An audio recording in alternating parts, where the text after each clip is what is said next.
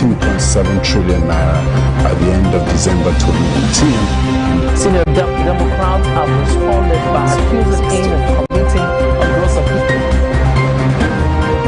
The All Progressives Congress has vowed to punish the Ogun State Governor, Ibikule Amosu.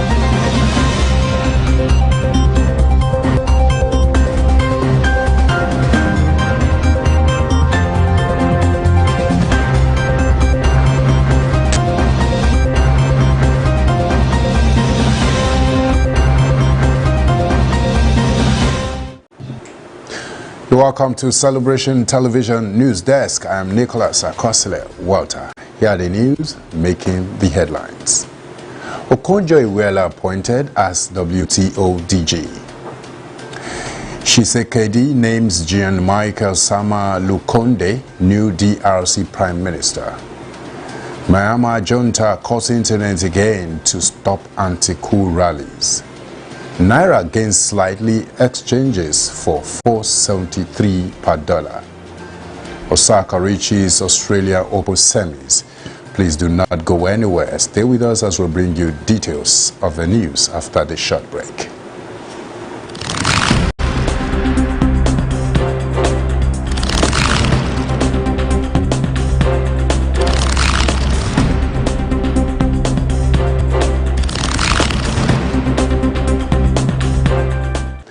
You're welcome back and thanks for joining us. Now the news in details. Okonjo-Iweala appointed as WTO DG. The former Minister of Finance, Ngozi Okonjo-Iweala, has been appointed as the Director General of the World Trade Organization. Okonjo-Iweala, whose tenure begins March 1st, is the first woman and African to hold the position. The World Trade Organization stated this, saying Okonjo-Iweala from Nigeria is appointed as the next WTO Director General. Dr. Okonjo-Iweala makes history as the first woman and the first African to lead the World Trade Organization. Her term starts on the 1st of March 2021. The former minister had a few days ago received the backing of the administration of United States President Joe Biden for the role. The U.S. Trade Representative in a statement cited her wealth of knowledge in economics and international diplomacy and said she had proven experience managing a large international organization. Okonjo-Iweala was challenged by South Korean Trade Minister Yoo Myung-hee, who later withdrew from the race for the position.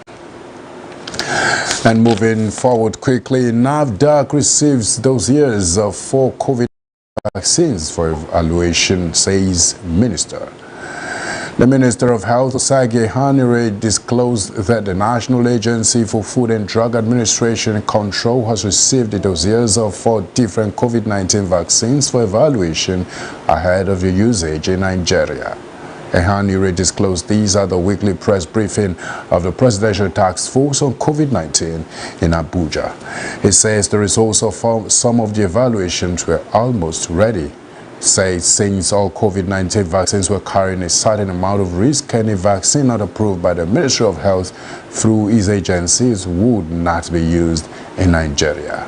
The minister says the National Agency for Food and Drug Administration and Control has received dossiers for Sputnik 5 vaccine of Russia, Covishield or AstraZeneca manufactured under license by Serum Institute of India, Covaxin by Bharat Vaccines of India, and the Sinopharm vaccine of China for evaluation and validation for use in Nigeria. Some of them are nearly ready for results.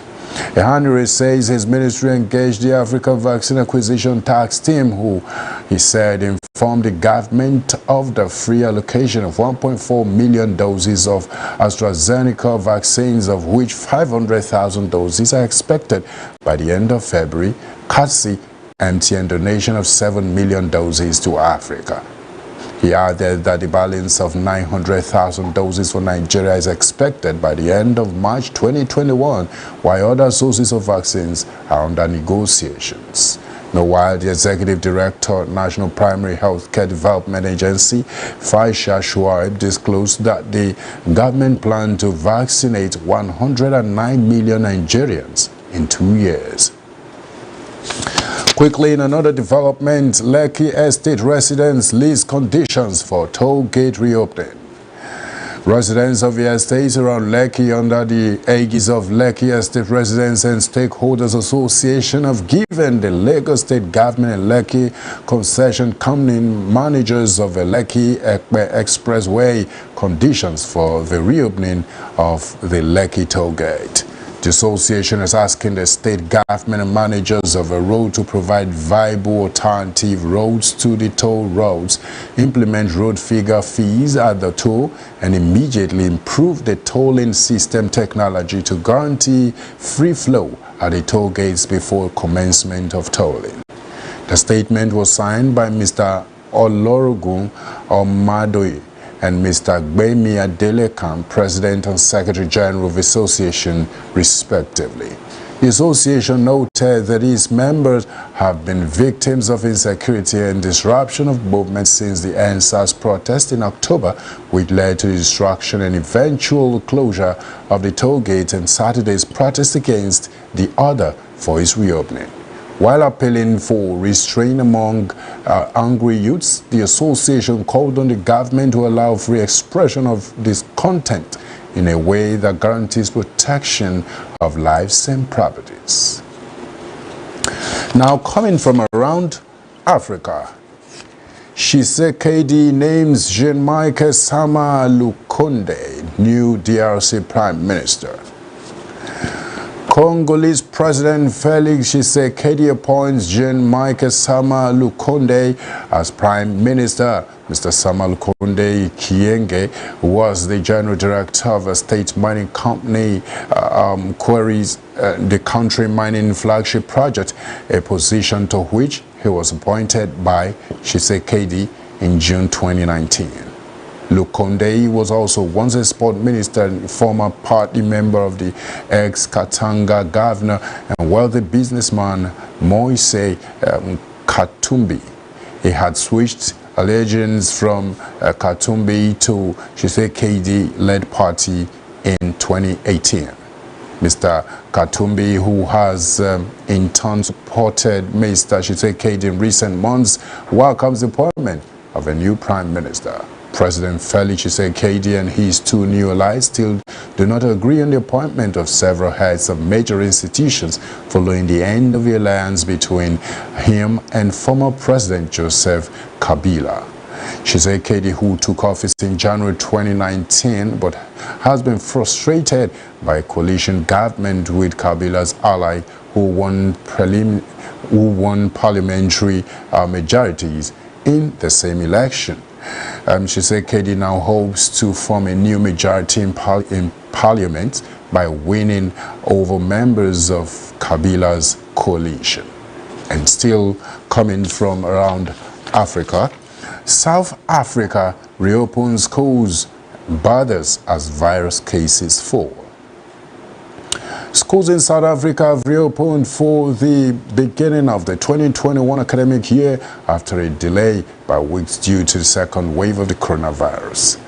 Masked parents and students had to sanitize their hands and have their temperature checked before entering school premises. Schools have been shut in South Africa since December and were expected to reopen late last month, but the reopening was delayed by 2 weeks due to an optic virus infections. South Africa's Basic Education Ministry has said 1,169 teachers have been lost to the pandemic. South Africa has the highest confirmed cases of COVID-19 in Africa, with nearly 1.5 million infections and almost 48,000 deaths. But authorities say the number of new infections have fallen in recent weeks, with just 1,044 cases recorded. The country has also reopened its land borders following a month of closure. South Africa is due to begin vaccination, starting with frontline health workers and other vulnerable groups with a Johnson & Johnson vaccine days after scrapping the AstraZeneca jab which was found to falter against the variant of the coronavirus dominant in the country. We'll go on a short break. When we come back, we'll bring you updates from Asia. Stay with us.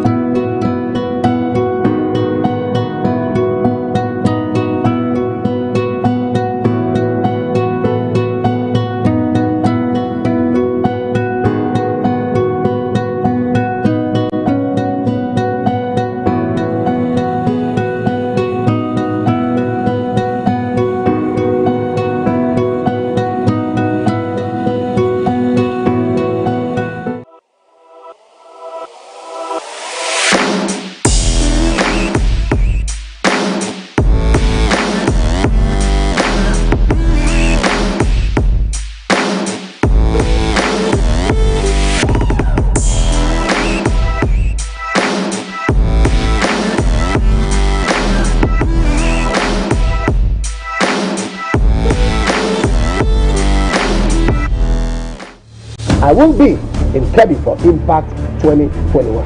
Kebbi State will witness the move of God like you've never seen before. As I see you now, your pastor is planning to send you to Cameroon. God is going to be moving mightily. There's going to be signs, wonders, and there's going to be impact. And miracles everywhere. For 18 years, this woman could not walk except with the aid. Let her walk now. Walk now. Look at another crutches again inside the crowd. God is going to be reaching out to us mightily, and there's going to be a great move of the Spirit of God. Date 18th and 19th February 2021 by 8 a.m. and 3 p.m. daily. Generational Impact 2021 Apostle Johnson Suleiman, happening at Filin Sukua Horse Race Field, Benin Kebbi, Kebbi State, Nigeria. For inquiries, please call.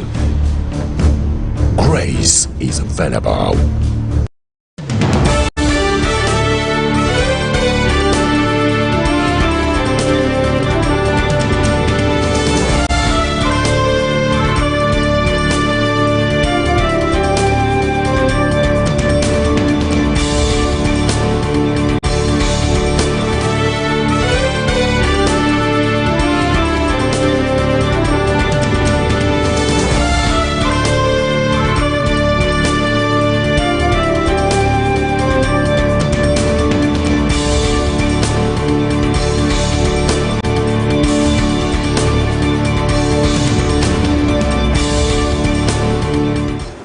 Welcome back and thanks for staying with us. Now updates from Asia. Myanmar junta calls internet again to stop anti-coup rallies. Myanmar's generals imposed a second straight overnight internet shutdown, ignoring international condemnation as they work to grind down a popular uprising against their coup. In the 2 weeks since troops ousted Aung San Suu Kyi and took the civilian leader into custody, big urban centers and isolated village communities alike have been in open revolt. Security forces have used increasing force to quell huge nationwide street protests and a disobedience campaign encouraging civil servants to strike. Troops have fanned out around the country in recent days and fired rubber bullets to disperse one rally in Mandalay hours before authorities again cut internet gateways. The shutdown comes after another day to protest in Yangon in defiance of armored vehicles and troop convoys stationed around key sections of the city, although turnout was smaller than in recent days. Mandalay, the country's second largest city, saw a clash that left at least 6 injured after police used slingshots against protesters and fired rubber bullets into the crowd. A group of engineers in hard hats stood on the steps of a pagoda in the capital in Naypyidaw and had signs demanding the release of Suki from detention. A live stream from local media outlets Myanmar now showed.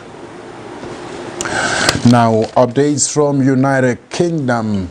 Sturgeon said to confirm phased return to schools.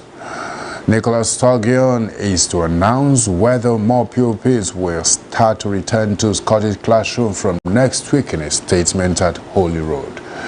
This could include children aged 4 to 7 at primary schools and some secondary pupils for coursework. The First Minister said she is very keen to begin the phased return of younger pupils to school. However, Ms. Sturgeon has warned this will not mark the start of a broader easing of COVID-19 restrictions. The devolved nations have the powers to set their own coronavirus restrictions, and while they have made similar decisions during the crisis, they have moved at different speeds.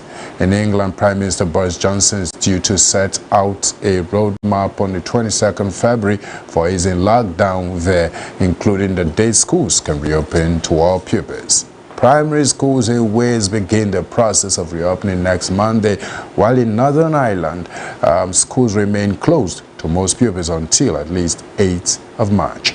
In Scotland, ministers will examine the latest data and scientific advice before the decision is announced to MSP.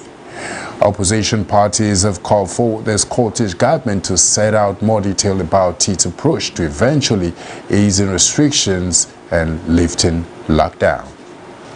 Now, straight business news. Naira gains slightly and exchanges for 473 per dollar. The Naira has exchanged for 473 per dollar at the parallel market after trading at 477 the previous week. At the investors and exporters forex window, the Naira hit a high of 422 per dollar before closing at 390 per dollar. Central Bank of Nigeria, however, maintains the official rate at 379 per dollar. At the recent Monetary Policy Committee meeting, the committee noted that Central Bank of Nigeria's effort at improving liquidity in the foreign exchange market. The Central Bank Governor Godwin Emefiele notes the need to continue to explore avenues to improve inflow from sources such as international money transfer operators, diaspora remittances, and non-oil export promotion, even the current trajectory of crude oil prices. The Central Bank of Nigeria, in a recent circular to international money transfer operators and payment service providers, had warned operators against paying recipients of diaspora remittances in local currency. It warned that violators could lose their operational licenses if they fail to comply with its guidelines on remittances. And still on business news, reps condemn $750 million annual loss to gas flaring. The House of Representatives says Nigeria is losing about $750 million to gas flaring annually. It added that the flared gas could have been used to generate electricity for the country. The federal government says it is committed to eliminating gas flaring by 2025. According to the government, ending gas flaring will allow the country to harness its gas resources for maximum economic benefit and in compliance with the Paris Agreements of the United Nations Framework Convention on Climate Change. The Joint House Committee on Gas Resources, Environment and Climate Change organized a public hearing on the need to end gas flaring in the country in Abuja. Chairman of the House Committee on Gas Resources, Nicholas Mutu, said available records shows that the country was losing $750 million annually from gas-flared gas. While commending the government for the 2018 gas flare regulations, which imposes penalty of $2 per million standard cubic feet of flared gas, has stressed the need for compliance with the provisions of a penalty regime. The Minister of State for Petroleum Resources, Timi Presivia, stated that gas flaring was an issue that the ministry took seriously, especially as there was a global agreement to eliminate it. We'll go on a short break. When we come back, get ready. We're bringing you sport news. Don't go anywhere.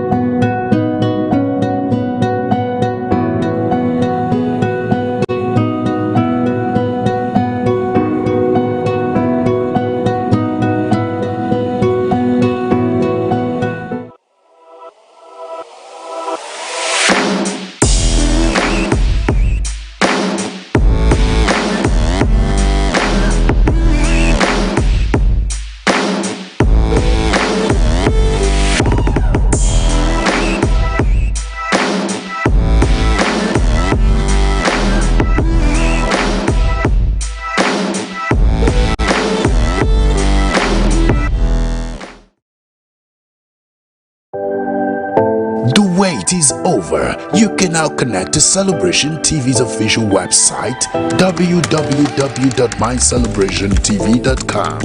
Specially designed for your satisfaction, you get to access a lineup of inclusive contents and programs of Celebration TV. Get the latest updates and news stories from our news desk. Be kept abreast on infos about all outreaches and events of the Resurrection Apostle Johnson and Dr. Lizzie Suleiman. Watch Celebration TV on the go via our 24/7 live streaming service. With all these and more, we'll make your partnership with us as we take the gospel around the world way easier with just a click. Hurry now. Visit www.mycelebrationtv.com.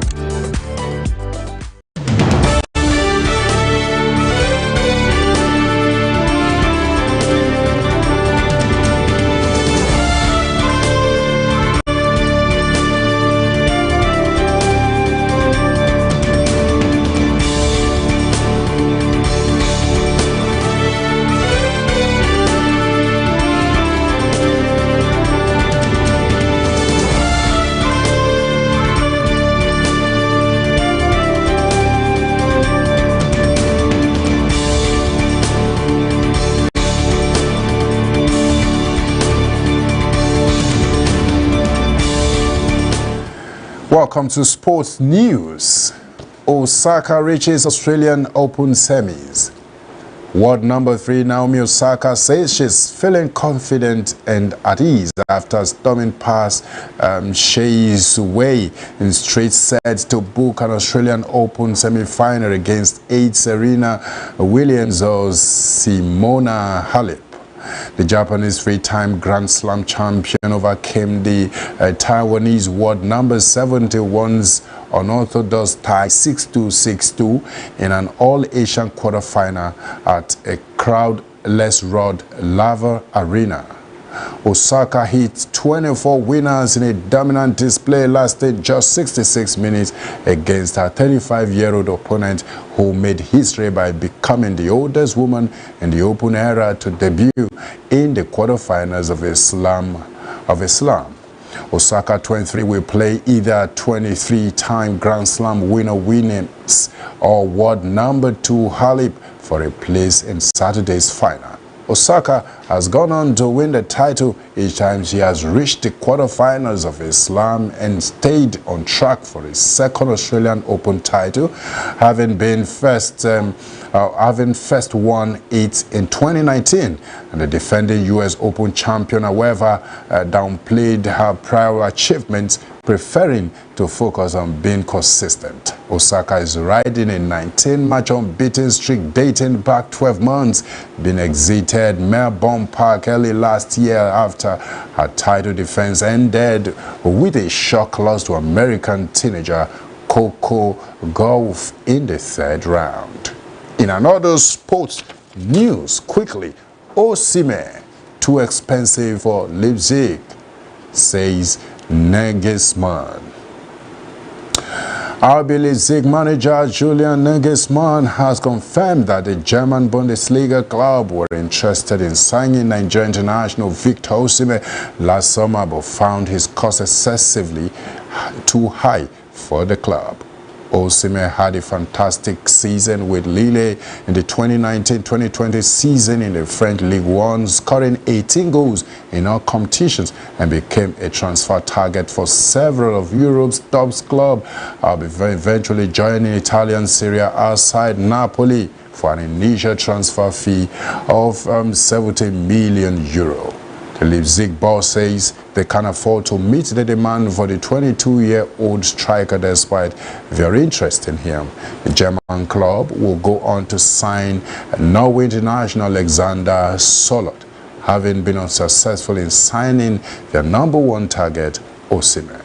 Both players have only managed 2 goals each for their respective clubs, with Osimhen playing fewer matches.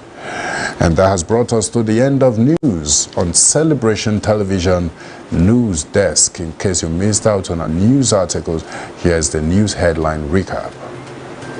Okonjo-Iweala appointed as WTO DG.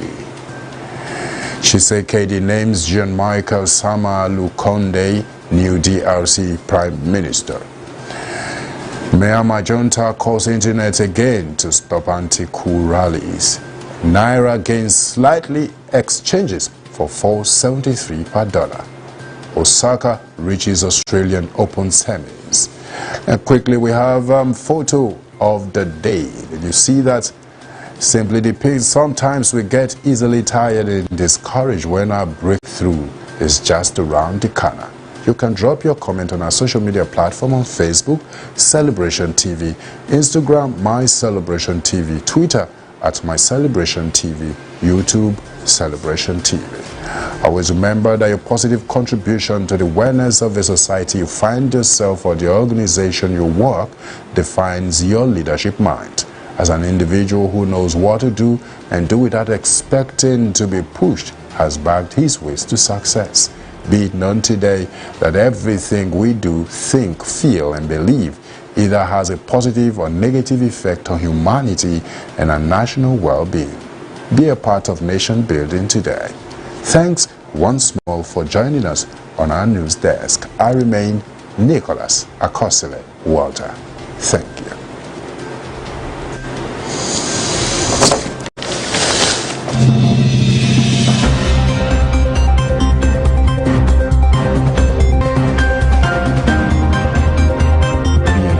To 15.7 trillion naira by the end of December 2019. Senior Democrats have responded by accusing him of committing a gross offence. The All Progressives Congress has vowed to punish the Ogun State Governor, Ibikule Amosu.